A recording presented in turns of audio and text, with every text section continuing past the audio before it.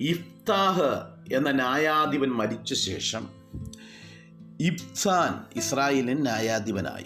അതിനുശേഷം എലോൺ ഇസ്രായേലിന് ന്യായാധിപനായി. അതിനുശേഷം അബ്ദോൻ ന്യായാധിപനായി. ഇങ്ങനെ ന്യായാധിപന്മാരെ പറ്റി പറയുന്ന അധ്യായമാണ് ന്യായാധിപന്മാർ 12. ഇവിടെയെല്ലാം ന്യായാധിപന്മാരെ എഴുന്നേൽപ്പിക്കുകയും വാഴിക്കുകയും ചെയ്യുന്നത് ദൈവത്താലാണ്. ആരും സ്വയമായി ഇവിടെ ന്യായാധിപന്മാരാകുന്നില്ല. ആകുന്നതെല്ലാം ദൈവത്താലാണ്. സ്വയമായി ആകുന്നവരെല്ലാം വേഗത്തിൽ നശിച്ചു പോകും. എന്നാൽ ദൈവത്താലുള്ളത് നിലനിൽക്കും.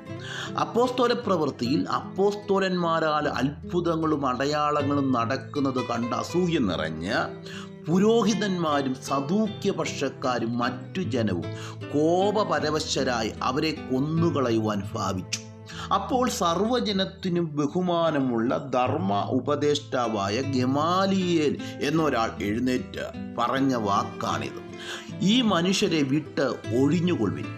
ഈ ആലോചനയോ പ്രവൃത്തിയോ മാനുഷികമെന്ന് വരികിൽ അത് നശിച്ചു പോകും.